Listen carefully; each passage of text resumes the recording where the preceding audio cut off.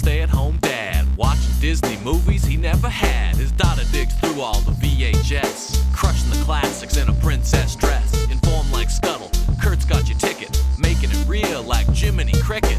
Most are off the Captain Hook, but if the Tweedledum, he'll be taking more shots than Bambi's mom. Leave him raised like Simba, or cracked like the beast dishes. He'll show you a whole new world, you won't need pre-wishes. Stay-at-home Disney dad.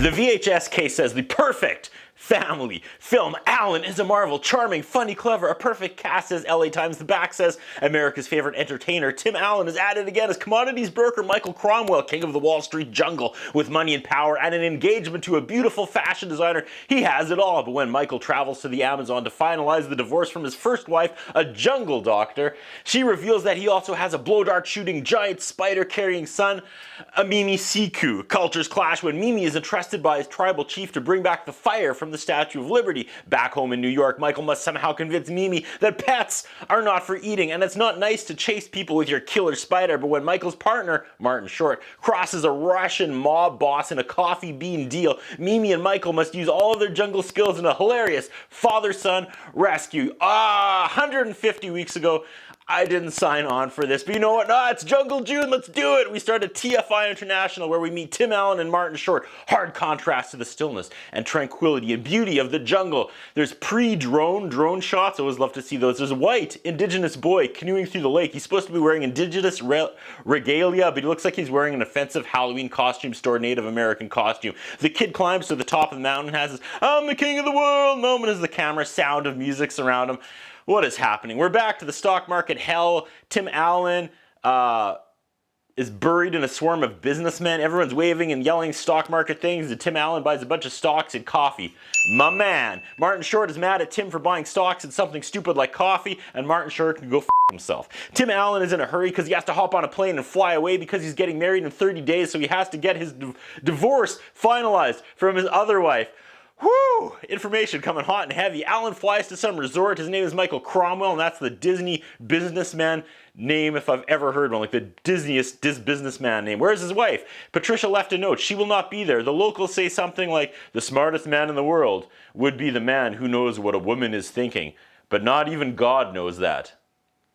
I feel like I'm 10 minutes in, and the credits are still going at the bottom. This is based on Un Indien dans la Ville, which has 4 authors. The tool man is now on a motorboat with a guide, and he tries to wash his socks in the water, and his socks are eaten by an army of piranhas. Okay, he's trying to find his wife, and she lives on some island nearby. He gets to the island, and he tries describing a white woman who...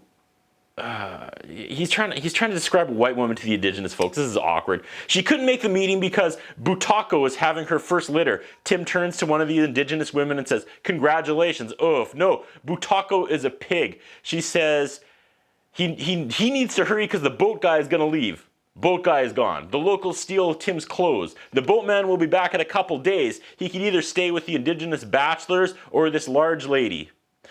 And the joke is that Tim finds her repulsive, so he chooses to stay with the bachelors. Now, before I press play, I figured I'd be cringing at indigenous stereotypes and jokes, but so far, women are getting ranked across the coals in this tape. He and his ex are fighting. When the tribesmen find his laptop, they open it up, and the porn he was watching starts up again. He starts ignoring his wife because the sketchy stock he invested in sold, and he made $300,000. Patricia's like, "You're not listening. After you left, I had your son, and there he is." And that white kid we saw canoeing and climbing before, okay, I'm coming around on this. His name is Mimi Siku, and it means cat piss. And they lost me once again.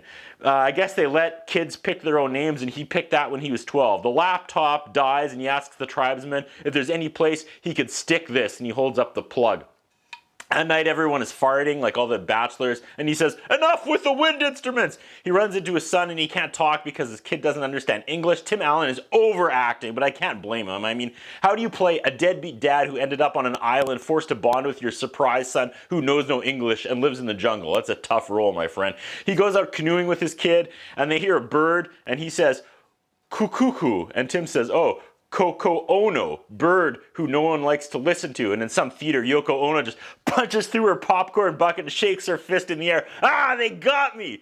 Turns out the boy does understand English, and the boy is sad because his dad has to leave again, but not before promising to take him one day to the Statue of Liberty sometime. Tim Allen gets chased by a spider, and it's so stupid. I'm laughing. And Tim Allen ends up in the water where he runs with big legs away from a crocodile. There's a ritualistic dance, and Allen is sitting shirtless, and down Tim Taylor, kind of ripped. Tim says, "If we get to pick our names, I want mine to be he who is well endowed." And his wife says, "Sorry, that's already taken by that guy." And she points at this dude who looks and smiles and waves back at her. Awesome. The ritual is over, and Mimi Siku's a man now, and as a man he has a job, and his job is to go to New York and get the fire from the Statue of Liberty. And Tim Allen's like, "Oh, I can't take you tomorrow." And the wife is like, "Can't, won't, tomorrow. These are words that mean nothing on this island." Once in a while, this movie lands a scene. And that was one of them. His son turns away in tears. He gets lectured about breaking his first promise he ever made to his son. We see the plane take off the next day and Tim's sitting by himself. But surprise, the kid actually is on the plane. He's going to do the right thing in the airport. Martin Short meets him. He's all blustery because he didn't actually sell those stocks as he was supposed to. And they're arguing, and they don't notice that this kid with face paint and a loincloth is walking through the airport carrying a spear. This had to be pre-9/11, man. We get the perfect strangers intro where the kid can't believe the tall buildings as they drive through New York. He asks where the animals are, and Tim says, "Up there in the offices where they belong." Social commentary. The kid brought a tarantula with him on the plane and up into this office. So he sent the spider to kill Tim's boss, who was mad about the stock bumble, but Tim's like, no, you can't kill him. And he heads to see his fiancée, and she's a fashion designer and surrounded by this hilariously unlikable designers and models team. He lies and says he did get the divorce. In the car, Martin Short says, "Hey, I've got a daughter about your age." And he asks how old Mimi Siku is, and he says, "The roots of the Amani tree have broken ground 3 times, and that's super funny. So then Tim's telling his fiancée that, surprise, he has a son. She says, "Most people come back with a bag of coffee." Martin Short's daughter is one of the models, like a kid, and she smiles at Tim's son. Then we have one of the funniest things I've ever seen in a movie. Mimi Siku is peeing in a plant, and you hear the stream, but then they pull him mid-term, they turn him, and he just had his hand in front of his loincloth. Okay, now he's on the side of the building because he sees the Statue of Liberty. The designer crew films this. Martin Short's daughter is hot about this. Tim Allen walks out on the side of the skyscraper to get him back in, which makes no sense. He gets him back inside and he yells at him. He yells at his son in front of everyone in the film crew. His son is now wearing regular clothes and setting a table for a fancy dinner party with the snooty fashion design team. I hope his jungle ways don't embarrass them at first, only for them to eventually learn a valuable lesson about what's truly important. And Tim Allen will move back to the jungle and stay with his original wife. The kid eats the cat food and grosses everyone else out. His future wife is mad because he didn't know that he had a kid. And she argues, "If I had a kid, I'd know about it." And that's also really funny. Tim tells her he'll drop the kid off in 2 days and never look back. And then immediately walks over and watches his kid sleep and is like, "Man, I love this kid. I love being a dad." We get a shocking moment where the next morning, a lady on the balcony below them is feeding her birds, and Mimi Siku shoots an arrow, and the camera tracks it, and it pierces the bird and impales it against the wall, and she screams. Yeah, fun for the whole family! The next day, Tim has to leave his son with a fiancée and breaks his Statue of Liberty promise again. "I'll take you tomorrow." Tim tells him, "Don't eat the cat," which will be hard, because it's in the cradle. He peeks under the fiancée's cover and tells her, "Nice poochie poochie." Fun for the whole family. I don't know what to make of this movie, but I will say it's doing the best it can. He's wandering around New York. He gives a panhandler a dead bird to eat. I've never asked about his Raphael bandana face paint yet, but it's weird. The Statue of Liberty montage is to a Shaggy song. He climbs the statue, which I assumed was going to be the climax of this mess, but no, it's part of the mid-movie Shaggy montage. The police now come, and Tim has to go get his kid out of jail. There's a misunderstanding, and he runs away through the traffic, and they both almost die a bunch of times as Tim chases his son. Now they're yelling at each other. He calls him an adolescent because he doesn't have a family. The kid says, "You're an adolescent too then, Dad, because you don't have a family." Okay, he's going to teach his kid about New York now. His company found a buyer for their failing coffee stock, but they have to meet in this dude's fish market. Mimi Siku in a fish market? Ruh-roh. The mob boss guy wants to buy the coffee stock, but wants a guarantee they won't drop below 70 cents. And Martin Short agrees, and Tim's like, "We can't guarantee that." And this buyer is part of the Russian mafia. And then the scene just ends with him telling Martin Short not to do it. So there's 10 minutes of tomfoolery. Where's the 10 minutes of tomfoolery in the fish market? It's got to be on the cutting room floor somewhere. We never saw Martin Short end the deal. So there's a hippie band in the park now, and he teaches his dad to dance. I can't wait to see who this band is in the credits, because it's really showcasing them. Back at the apartment, his fiance has been trapped in the bathroom by a spider all day. Her camera crew are at the door, and she's like, "I'm an artist, and this isn't working, Tim." Slam. Now the kid is sad because fiance Charlotte is mad. He asks why original mom left him. Because he took her for granted. And now he's with Charlotte. He drops his son off with Martin Short's family, and the model daughter is wearing overalls with one strap down, so this has got to be mid-90s. And there's another kid with a Game Boy. Coffee stocks plunges, and his office phone is ringing. I imagine it's the Russian mob, and they're probably going to go to his house and try to kill his family. Yeah, he made a deal. He made the deal after all. Now he's walking around New York with $1 million in a suitcase. Tim Allen is like, "Just go give the money back to the Russian mob and we'll be okay." But first he has to break his date with his fiance, which he promised. Back at the house, his kid cooked the fish for Martin Short's tank for supper. The Russian mob boss agrees to take the money back, and Tim drives away, leaving Martin with the mob. Back at the apartment, Tim is trying to salvage his relationship with his fiancée, but accidentally blow darts her cat while secretly practicing.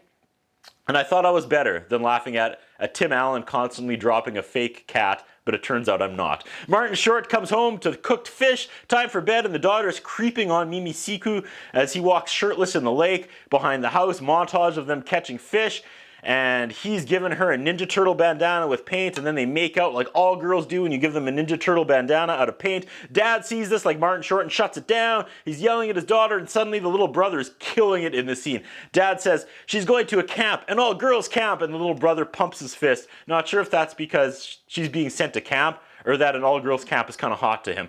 She says her name isn't Karen anymore. It's the name he gave her, Kokuma. And then her brother says, "Dibs on Kokuma's room," like she tried to rename herself Kokuma, like Mimi Siku. Okay, so the coffee dropped. They bought the shares back from the Russian mob, but the next day the stock went through the roof, and they think Tim and Martin screwed them, so the Russian mafia is probably on their way to kill them all again. Too late! He's at their front door, and the mobsters take the family back inside. He wants the stocks back. Martin tries to lie that he doesn't have the stocks at home. Why is he risking everyone's lives lying about this now? He didn't yesterday. The kid tells them where they are, like, "Go give him the stocks, man." The Russian guys say this isn't good enough, and they pull out a knife to cut off Martin Short's fingers, but the kid drops the tarantula on the Russian mobster's bald head, and then it's just an all-out brawl with the Russian mobsters and the family members, and it ends when the dad kicks the last mobster in the Hilarious. The Russians retreat.